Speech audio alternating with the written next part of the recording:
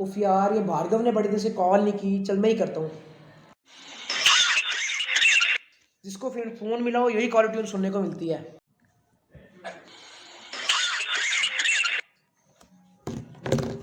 बहुत हो गया है खांसना, अब एक फाइनल ट्राई करता हूँ, अगर वापस से खांसना तो फोन फेंक के मारूंगा।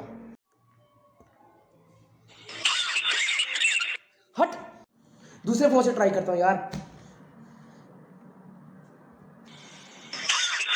अरे यार, किसका फोन है ये?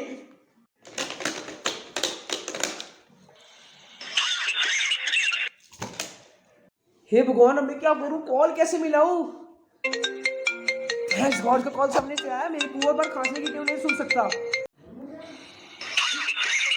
यार, इनकमिंग कॉल भी कैसे हो सकता है?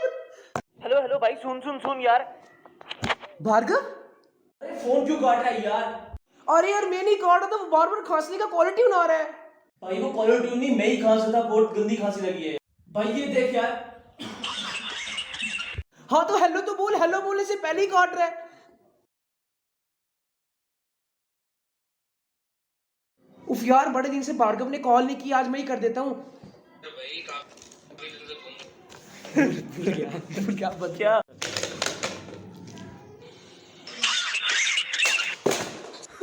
सच में तोड़ दिया। टूट गया। भाई क्या था यार, वो भूल गया। बंदा है यार तुम।